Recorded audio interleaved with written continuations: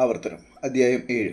നീ കൈവശമാക്കുവാൻ ചെല്ലുന്ന ദേശത്ത് നിന്നെ കടത്തുകയും നിന്നേക്കാൾ പെരുപ്പവും ബലവുമുള്ള ജാതികളായ ഹിത്യർ, ഗിർഗശ്യർ, അമോര്യർ, കനാന്യർ, പെരിസ്യർ, ഹിവ്യർ, യെബൂസ്യർ എന്നീ 7 മഹാജാതികളെ നിന്റെ മുമ്പിൽ നിന്ന് നീക്കിക്കളയുകയും നിന്റെ ദൈവമായ യഹോവ അവരെ നിന്റെ കയ്യിൽ ഏൽപ്പിക്കുകയും നീ അവരെ തോൽപ്പിക്കുകയും ചെയ്യുമ്പോൾ അവരെ നിർമൂലമാക്കി കളയണം. അവരോട് ഉടമ്പടി ചെയ്യുകയോ കൃപ കാണിക്കുകയോ അരുത്. അവരുമായി വിവാഹ സംബന്ധം ചെയ്യരുത്. നിന്റെ പുത്രിമാരെ അവരുടെ പുത്രന്മാർക്ക് കൊടുക്കുകയോ അവരുടെ പുത്രിമാരെ നിന്റെ പുത്രന്മാർക്ക് എടുക്കുകയോ ചെയ്യരുത്. എന്നെ ദൈവങ്ങളെ സേവിപ്പാൻ തക്കവണ്ണം അവർ നിന്റെ പുത്രന്മാരെ എന്നോട് അകറ്റിക്കളയും. യഹോവയുടെ കോപം നിങ്ങൾക്ക് വിരോധമായി ജ്വലിച്ച് നിങ്ങളെ വേഗത്തിൽ നശിപ്പിക്കും. ആകയാൽ നിങ്ങൾ അവരോട് ഇങ്ങനെ ചെയ്യണം: അവരുടെ ബലിപീഠങ്ങൾ ഇടിക്കാനും അവരുടെ ബിംബങ്ങളെ തകർക്കണം, അവരുടെ അശേര പ്രതിഷ്ഠകളെ വെട്ടിക്കളയണം, അവരുടെ വിഗ്രഹങ്ങളെ തീയിലിട്ട് ചുട്ടുകളയണം.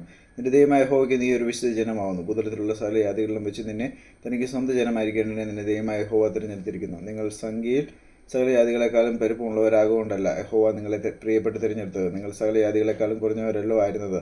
യഹോവ നിങ്ങളെ സ്നേഹിക്കുന്നതുകൊണ്ട് നിങ്ങളുടെ പിതാക്കന്മാരോട് താൻ ചെയ്ത സത്യം പാലിക്കുന്നതുകൊണ്ടും അത്രേ യഹോവ നിങ്ങളെ ബലമുള്ള കയ്യാൽ പുറപ്പെടുവിച്ച് അടിമവീടായ മിസ്രയീമിലെ രാജാവായ ഫറവോന്റെ കയ്യിൽ നിന്ന് വീണ്ടെടുത്തത്. ആകയാൽ നിന്റെ ദൈവമായ യഹോവ തന്നെ ദൈവം. അവൻ തന്നെ സത്യദൈവമെന്ന് നീ അറിയണം. അവൻ തന്നെ സ്നേഹിച്ച് തന്റെ കൽപ്പനകളെ പ്രമാണിക്കുന്നവർക്ക് 1000 തലമുറ വരെ നിയമവും ദൈവം പാലിക്കുന്നു.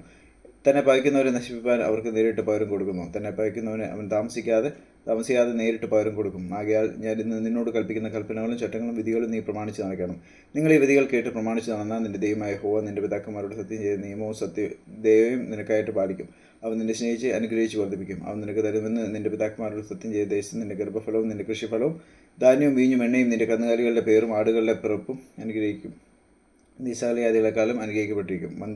വന്ധ്യയെ നിങ്ങളിലാകട്ടെ നിന്റെ നാൽക്കാലികളിലാകട്ടെ ഉണ്ടാകില്ല. യഹോവ സകല രോഗവും നിങ്ങളിൽ നിന്ന് അകറ്റിക്കളയും. നീ അറിഞ്ഞിരിക്കുന്ന മിസ്രയീമിന്റെ ദുർവ്യാധികളിൽ ഒന്നും അവൻ നിന്റെ മേൽ വരുത്താതെ നിന്നെ ദ്വേഷിക്കുന്ന എല്ലാവർക്കും അവയെ കൊടുക്കും. നിന്റെ ദൈവമായ യഹോവ നിന്റെ കയ്യിൽ ഏൽപ്പിക്കുന്ന സകല ജാതികളെ നീ മുടിച്ചു കളയണം. നിനക്ക് അവരോട് കനിവ് തോന്നരുത്. അവരുടെ ദൈവന്മാരെ നീ സേവിക്കരുത്. അത് നിനക്ക് കണിയായി തീരും. ഈ ജാതികൾ എന്നേക്കാൾ പെരുപ്പമുള്ളവർ.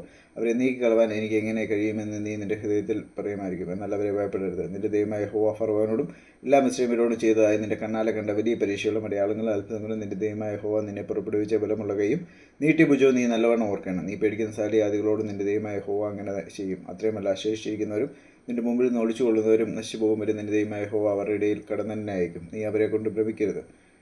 നിന്റെ ദൈവമായ യഹോവ എന്ന വലിയവനും ഭയങ്കരമായ ദൈവം നിങ്ങളുടെ മധ്യമുണ്ട്. ആ ജാതികളെ നിന്റെ ദൈവമായ യഹോവ കുറേശ്ശെയായി നിന്റെ മുമ്പിൽ നിന്ന് നീക്കിക്കളയും. കാട്ടുമൃഗങ്ങൾ പെരുകി നിനക്ക് ഉപദ്രവമാകാതിരിപ്പാൻ അവരെ ക്ഷണത്തിൽ നശിപ്പിച്ചുകൂടാ.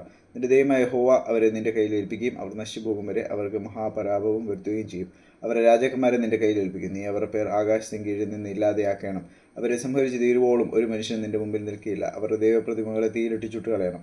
നീ വശീകരിക്കപ്പെടാതിരിപ്പാൻ അവയുമേലുള്ള വെള്ളിയും പൊന്നും മോഹിച്ച് എടുത്തുകൊള്ളരുത്. അത് നിന്റെ ദൈവമായ യഹോവയ്ക്ക് അറപ്പാകുന്നു. നീ അതുപോലെ ശാപമായി തീരാതിരിക്കേണ്ടതിന് അറപ്പായുള്ളത് നിന്റെ വീട്ടിൽ കൊണ്ടുപോകരുത്.